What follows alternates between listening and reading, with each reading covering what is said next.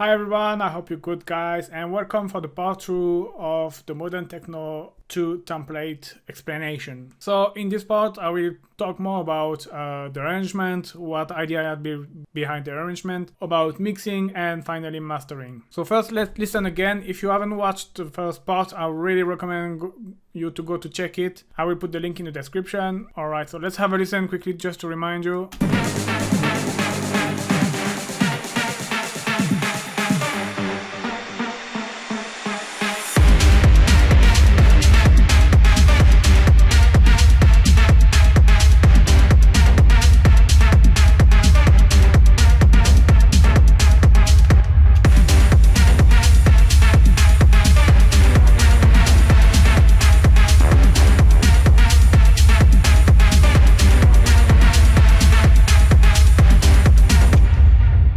So before to start to explain each part, the main idea behind was like to kind of have a lot of variation, like a lot of changement, and like because this kind of techno is like you need to always keep bringing new stuff, and that's why here I have a lot of I have the main lead first, which is playing in the break one, drop one, and then even half of the drop I add new synth, and then I go on short break. I've got this kind of verse where I'm gonna add vocal and I get rid of all of the main lead, you know, just to change things, and then I have this bridge where it's basically I bring back the main leads, but then on the end here is the final break and I bring a new lead element, which is kind of surprising, and I will explain you why later, and then after the final drop and the outro. So yeah, always like bringing new stuff, don't keep the things too long, like for too many bars. That was the main spirit behind it, because it's this kind of techno who want that. So let me start with the intro. So usually for the intro you have to think about that it's a song that's gonna be played by DJs, so you have to think about them and make them transition easier. So you always start with just a kick and a hat basically usually, and here there is a perk.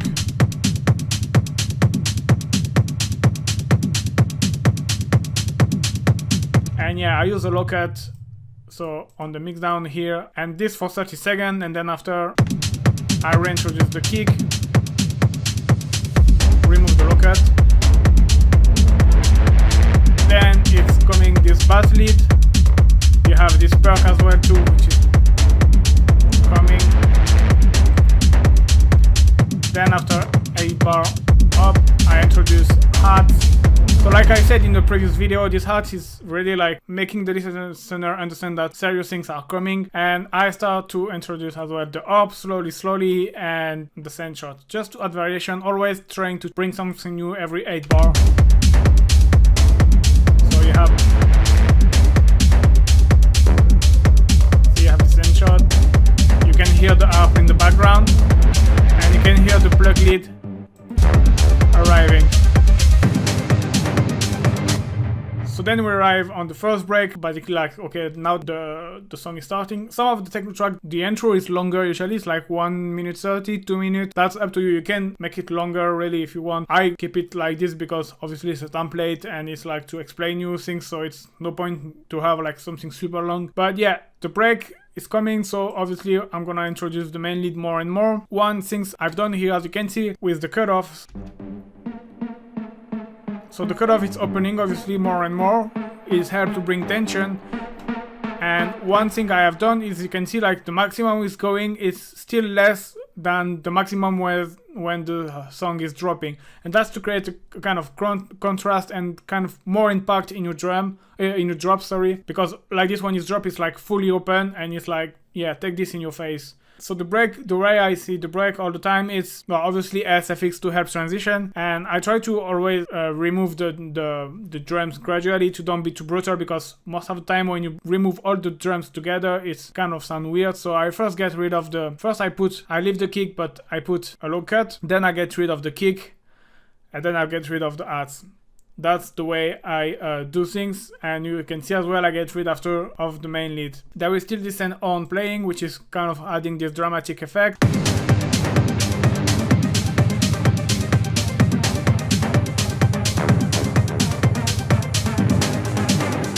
And you have obviously as well the snare roll and the ride playing, which is gonna add tension until the last moment. And here what I like to do as well is right before the song's gonna drop, cut everything except the main lead, and it's kind of giving this last impulsion before the song is dropping. So let me show you how I've done it, and then it's accentuating by the fact that I bring down the cutoff of the main lead to finally quickly open it before it's dropped, and it's just giving this nice impulsion, this nice impact. Let's listen to everything. Getting rid of the drum, then getting rid of the drum and the lead. Always send horn to accentuate. And now stop.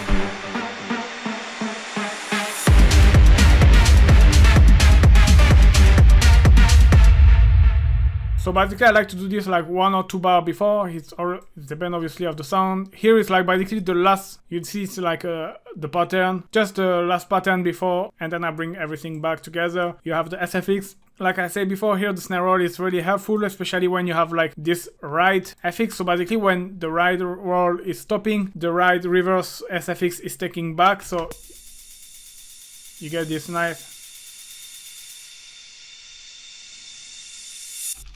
You see, you still have the tail of the ride roll, and then you can still hear like the same sound coming in the reverse, and it's kind of making a nice smooth transition SFX. Alright, so that's it for the break. So this obviously was, I like to put first a small break to keep a big break for later on the track. So then the song is dropping here, the send horn, like I say, usually I like to use a bit of SFX to help transition. That's basic stuff.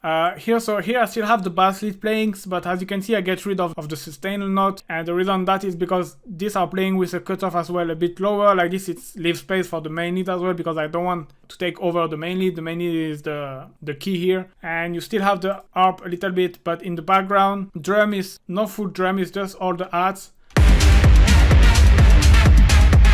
We have obviously filter modulation, but still, as you can see,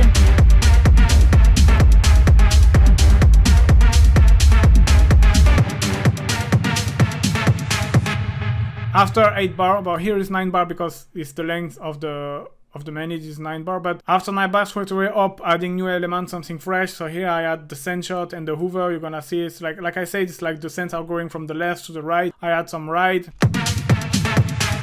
Good thing, sorry, before I introduce, just a short look at, like usually here, and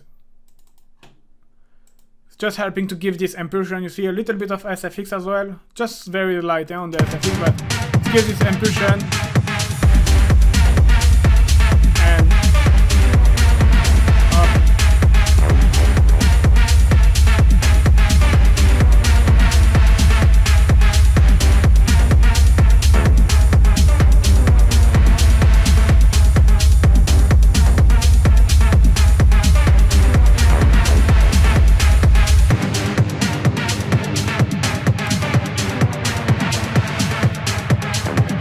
So here we're having the break 2, and I decided to get rid of the plug lead of the main lead already. Like I said, for this track I didn't want it to keep element too long, you know, you have to change quick, that's the way it works well. And so I get rid of the main lead, and the point was now to take a break a little bit from all the synth and to introduce the vocal, to add kind of variation and something new, fresh. So that's what I'm doing during this break. I started to get rid of the ride.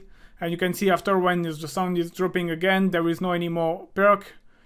Nothing special here about this break. It's just like a break not to build tension, but it's more like a break to get rid of the main element. That's the purpose of this break.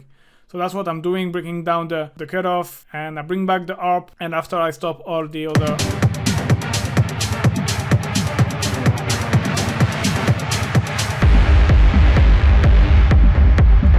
And then I drop. Without the drum, there is no anymore the send. As you can see, I send it in a lot of where is it? It's like in a lot of reverb.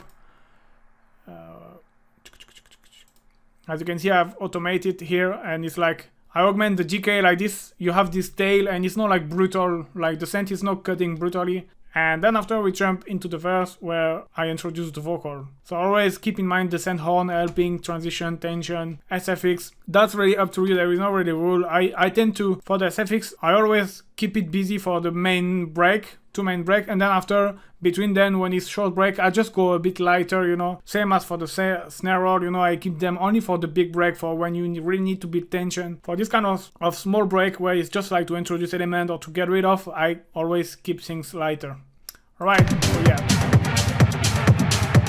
you see the lead in a lot of reverb, you have this long tail, then I introduce the vocal. My curiosity was if such a simple molecule can allow me this type of openness, still have the so-called psychedelic experience.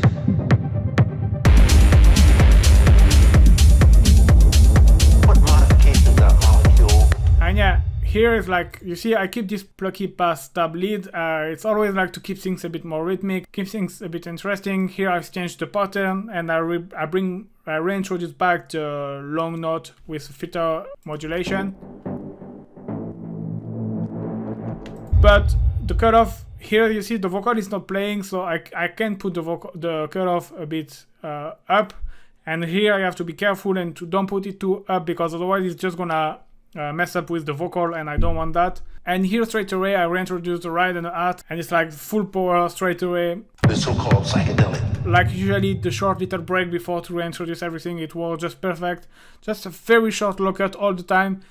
And then when you bring back is with a ride and a send on like here, it's just super powerful. The so-called psychedelic experience. What modifications that molecule will modify, improve, change, redirect that type of introspection? And hence that became my research search. Alright, so here's an interesting part. So I didn't have that much vocal, and anyway I don't think it's good to always have someone speaking during too long time. So you have to get rid of, so you have to move on at this point. And so the idea was to obviously bring back the main lead. So that's what I'm doing in this, I call it bridge, and I'm reintroducing the main lead. The bass line is back, the bass lead stab is back to just the low note, because I don't want to mess it with the high note. I bring back the send, the hoover and the send shot, who was like already present in the second part of the first drop. And let's listen. No anymore drum. So here is kind of, okay, something back is coming. Like serious things are coming back, if I can say so.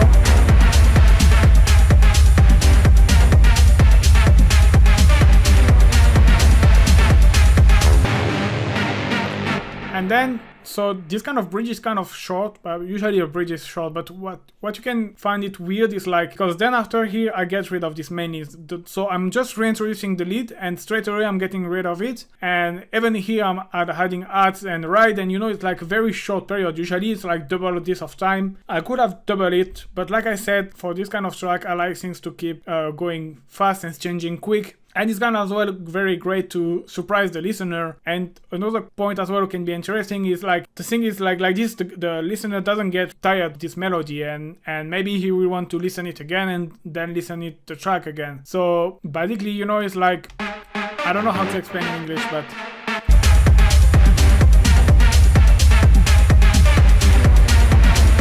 it's like, you know, you get this, you give this to the listener this feeling of he didn't have enough, and so he's gonna want more at the end. That kind of feeling, which is great because it's what's gonna make it really listen your track again and kind of keeping him in appetite. So then I enter in the final break, so I get rid of all of the drum. So here I've been brutal. You see, like I said, I didn't remove slowly, it's everything cutting.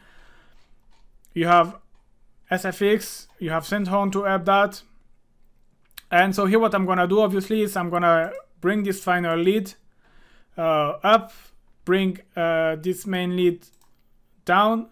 I use the send here as well to get rid of it, the return. And I have as well now this bass lead, which is playing like a long legato note where I'm gonna automate the cutoff. Same, you see this bass note playing in sustain in the background, which is kind of keeping tension, and same goes with the harp. The harp is there in the background, keeping tension. And then after you have the SFX and sound. So let's listen a little bit first. So you're gonna see it's not that brutal.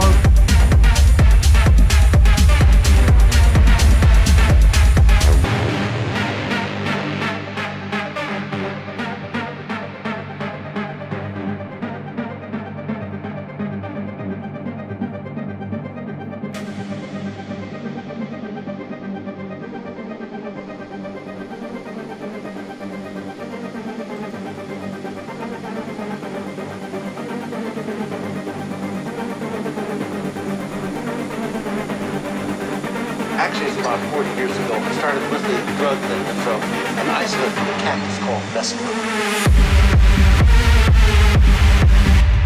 So yeah, here the thing is breaking up the lead, bringing back down the other one. The SFX are quite important as well. So here you can see like the snare low is like a bit longer. What I've done is I just took this one, and you can now with live, if you press shift and go up, you can like kind of stretch your sound and make it longer.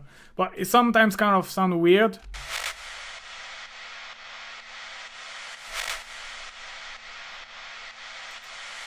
But when it's in the background, I've done the same here with the noise. When it's in the background, you doesn't really hear it, just a little bit.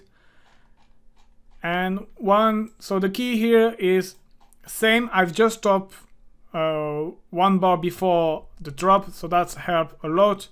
And the thing is, what I've done here to still keeping the listener surprised is here the lead is with the scatter on, rather than when it's dropping it's not. So even when it's dropped, he will have like something new. And the thing is, instead of I'm bringing this something new like this scatter, I'm cutting off the effect just at the bar right before starting. So like this, like the listener doesn't have time to understand what's happening. It was used to this scatter effect, and he's listening. He know that things are coming up, because there is a lot of effect. The cutoff is coming up, and then just like right before the song is dropping, up the pattern change, and you don't have the effect anymore. And you are kind of like, what the fuck is happening? And especially after you put a filter modulation, so it's like going up, and then at the last bar you bring it back down, and it's now in kind of more legato mode, then bring it back up, and you get this kind of surprising effect. Actually, it's about 40 years ago. We started with a drug that an isolate from a cactus called Spektre.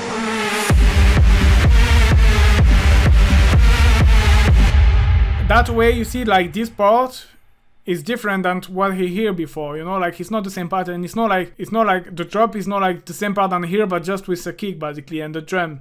It's kind of something a bit different, you see, because the pad was. And yeah, I use this kind of effect because like the lead was too straightforward, was like too monotonous, too always the same. So I say, why don't use it here? And yeah, like everything playing stop before 1 bar. I find it interesting maybe to have the vocal. Usually it's work well, like to have just the vocal before the sound drop. And so I just dropped this here, and yeah, a lot of SFX, snare roll and ride roll, and still the same. It's stopping right 1 bar before the sound is dropping to really have on this loudest bar just the main lead. And yeah, if on top of that you do like a filter automation, like closing the filter to finally quickly open it back. And as you can see here, the cutoff is that it's a bit lower than in the when it's dropping, so you really get this impulsion. Like you see, it's like take this in your face. But this last bar is very important. It's what the listener's gonna be like, what the fuck just happened,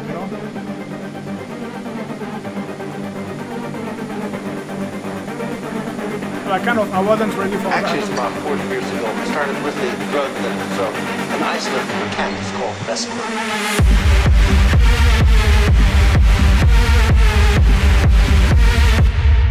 And so then the final drop, you have to give the best or the max of what you have. So obviously the filter is playing at full potential. Not too much element here, is like really less is more. You see, you just have like the harp, but even the harp is not playing, it's in the background.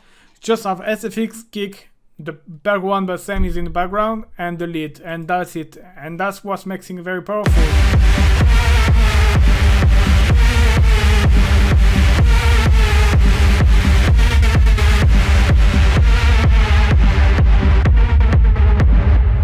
And so here I had this scatter effect. Originally I was just doing it like this, and after I thought about to make it longer in the break, kind of gives the transition I just explained you, the kind of contrast, and I'm using it like every 4 bar. Yeah, and the thing is, for the first 8 bar it's like this. As you see, it's playing on the higher note, and then after on the other 8 other bar it's playing on the lower note, and then after back on the higher, and like this is still adding variation. And you can see like here is like the main lead playing full cutoff, but then after a few bars I straight away bring it down and bring it up, and I have a low cut as well, and it's like introducing the ride, the arts, and it's giving this kind of impulsion, this kind of contrast. Again, you're gonna see like the filter closing down, open, and then you start opening up, you look at, and again full power, and same recipe than the break. Keep closing down, something is coming, cut off, standing again, horn. Every time you use a low cut, use a horn straight away after.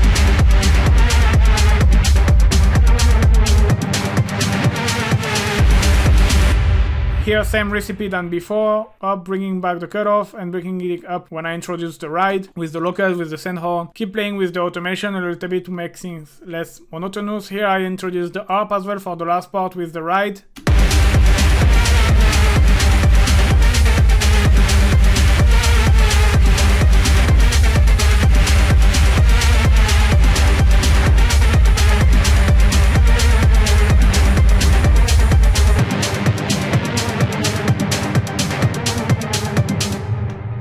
And then finally we enter in the final break just before the outro. So here obviously you get rid of your main lead. The bass lead, I bring back the pattern that I used for the intro. You see with the legato note, the long note, and with the filter modulation. I get rid of the ride usually, always when there is the break. The hats still keep the same. I reintroduce the perc too as well, like in the intro. And yes, the harp as well is going down. So that's what is happening in the final break.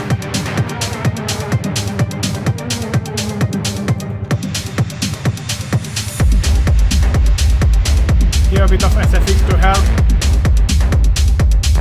Alright, and here you see I have two outros. It's just like this one is more like to don't avoid to be too brutal, but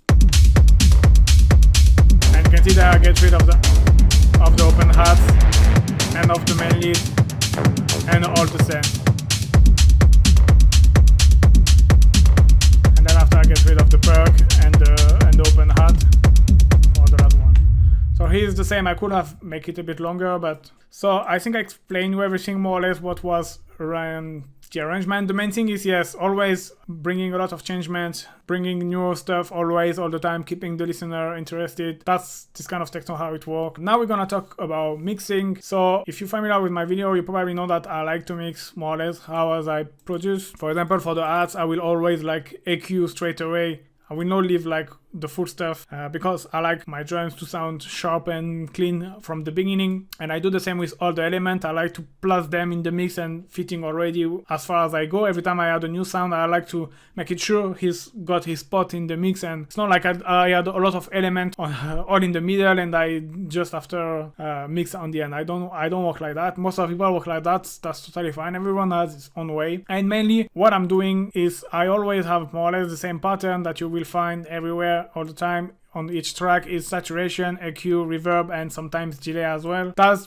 my main things, and the reason is I always add saturation to always add a bit of harmonics, make things a bit lighter or sometimes brighter or more beefy, powerful, depending on what kind of sound. And then I usually use always an EQ. Most of the time what I'm doing with an EQ, and I obviously get rid of the annoying resonance, and I always like boost the frequency where I think is gonna help this element to stand out in the mix, and cut the frequency where I don't like or I found useless. And that's what I'm doing. If you go check here, the same, you see I boost here, get rid of the low frequency that I don't need. Here I've just done some cutting, no boost. The perc, you see, just like always cut, boost a little bit. That's the main things. Usually if you pick up good sample, you don't have to make like crazy. It's not like it's recorded sound and you might have like some problem. Yeah, and usually I always add delay and reverb. It's mainly, honestly, the delay is usually more for sound design purpose than mixing purpose. You know, it's like usually to add rhythm to the sound rather than to space it, so to speak, in the stereo field or stuff like that, or in your mix. And same goes with the reverb. The reverb I usually have a preset, which is this one, and according to the element and how I want it, I play with the decay time and the reverb. So obviously drum will be more like a shorter decay time because I don't want to have a long tail. I like to put my drums more like in the room space, if I can say. So it's usually always the dry rate around 30% and the decay time around less than 1 second. The reverb, usually it's a bit more, so it depends. Usually the dry rate is always between 30 and 50%, more closer than 30. And then after the decay time, it really depends of the sound itself as well. But yeah, for the send, I like to use them more like between 1 and let's say 5 seconds, 6 seconds for the sends. Again, it depends really of the send. Again, I usually do that more like in the sound design way rather than really mixing. You know, when I add a reverb, it's more like to give color to the sound, to make it breathe rather than to say, okay, I want to put it in this space of the mix, more in the front, more in the back. I mean, I do this like more, I think, kind of unconsciously, like I have an idea how I want it to sound and where in the mix, and I straight away do that. And yeah, and then after, that's it. After, it really depends. That's how usually I mix EQ, saturation, delay, and reverb. And like I say, it's more or less most of the time it's like half mixing and half sound design. My mixing is like, that's the way I see things. So here, yes, like I said in the previous video, I like to use the transient here in the negative value to get rid of a little bit of the reverb tail of some element. Let me tell you about the kick. Usually the kick, there is usually a frequency around 150, 600, depends. Around this zone, there is usually a frequency that I don't like and I like to get rid of, but always be gentle. And I like to boost either the bass, so I think I've done it here. And yeah, and boost a little bit, usually around 1 kilo, just to add a bit of transient and have the kick cut through the mix. That's what I do with the kick. With the hats, how I EQ, I usually get rid of all the... So be careful when you cut the hats, because sometimes you're gonna lose a little bit of the transient if you go a little bit too wide like this. Just listen to it. And I usually boost around where I think it's gonna make the hat stand in the mix, you know, it's gonna make it... separate from other elements. And that's what I'm doing always. If I feel like there is a frequency I don't like, there is no rule for that. You just have to see if when you boost it sounds good or if it sounds bad, and just add or remove it. But yeah, usually I always like to boost at one point just to make it stand. So with the ride, usually sometimes you have a very nasty resonance frequency, so I cut it, boost, low cut, perc. Here I think for the EQ this was more like for sound design to look like a low tom. And here is same. You see, get rid of a little bit of here, boosting here. It's not really, you have to try, it's not really like, but they're gonna be all the same because I duplicate. But I usually just boost where I feel like, you know, it's gonna make you sound shine. So, but this again, you have this work because I make sure like all element it's playing on the spectrum at the right place. You know, like if you have too many synths playing on the same range, like if you have all synths playing at this range and you boost always at this space, it's gonna sound weird. Rather than if you have a synth a bit more in the high, one a bit more in the mid, and one like in the low mid, and it will work way well. You will almost have to do EQ. That's why I like to, when I say I mix as I produce, is because when I'm designing the sound when I pick up the sound for my track, I'm always being careful that I don't pick up a sound that there is another sound already in this frequency range. You see, if I already had a synth in this range frequency, I'm gonna try to find a synth which is more in this range or more in the higher range. Because if you pick up all your synth sound in the same range, obviously it's gonna sound messy and it's gonna sound weird. Yeah, so for the synth, if you make sure the sound is good out of the synth already, and for the perc you choose right perc and right drum, you shouldn't have that much problem. For the vocal here, like I said, as it was from the interview, I didn't have that much process to do, just removing a little bit of the S, adding saturation. I just EQ like this. I could have maybe a bit more subtle, but I mean, as far as it's work and as far as I like, I'm not gonna say, okay, I need to make a crazy EQ on it. I don't. It's working, it's working. And SFX, there is nothing on it. It's because basically this part was already EQ when I freeze and flatten and transform them in SFX, so no need for that. Alright, I think that is for the mixing. It's kind of overall mixing tips, but you know, it's no special chips or secret things. It's just like listen to your ears and make sure you pick up the right element. So finally, let's talk about the master. So as you can see, it's pretty basic and simple mastering chain. Honestly, like I really like it, like how the mix was and the balance, the global balance, how it was. The only thing I was obviously like to make it maybe a little bit more louder. And so yeah, just utility to make everything under 120 Hz mono. You see it's like for club purpose, it's great. Just a little bit of glue compression, you see, like to finally glue all the element, but it's very gentle compression. It's no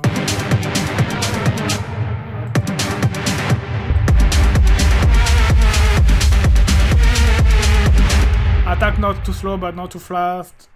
Fast release, ratio around 4, and then arrange the threshold just don't be too like you don't want to be extreme, you just want to be subtle, you know, probably just a couple of dB of reduction, that's it. And yeah, I put the clip in soft, was just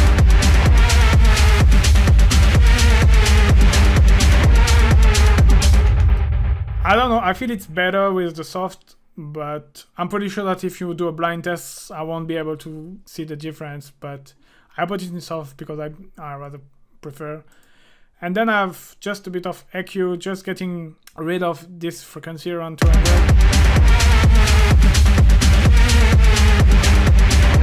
So here is the same. You see, you kind of lose a bit of the body, but I don't know how to explain. You can feel like you lose something, but on the other end, you're gaining a bit of in clarity. So it's about, yeah, what you choose. You have to make decision. You have to choose. I prefer to remove it, but then I boost here.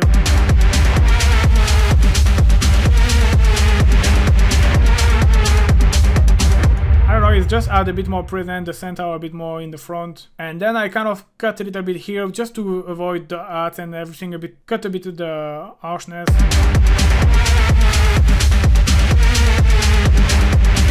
I don't know, it's just making things a little bit more soft and gentle for your ears.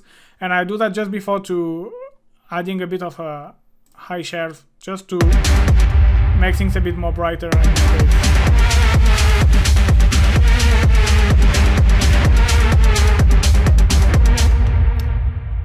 Alright, so yeah, let me show you with and without the EQ.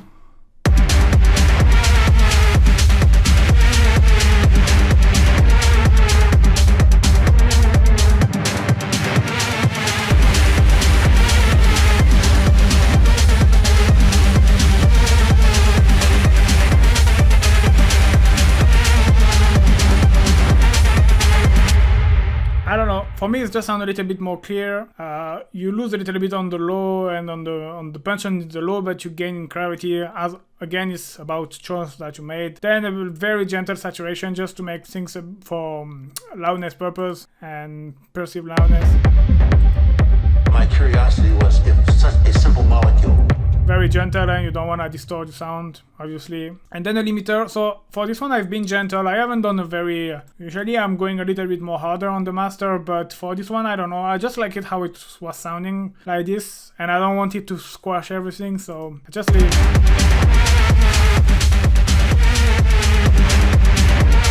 You just gain 2 dB and you just like cut a little bit of the peaks here and there, and that it, and it works well. Honestly, globally I'm pretty happy with the results. Alright, so I hope you liked the video, guys. Thank you very much for watching. If you want to grab the template, the link in the description. And see you soon, guys. Bye bye.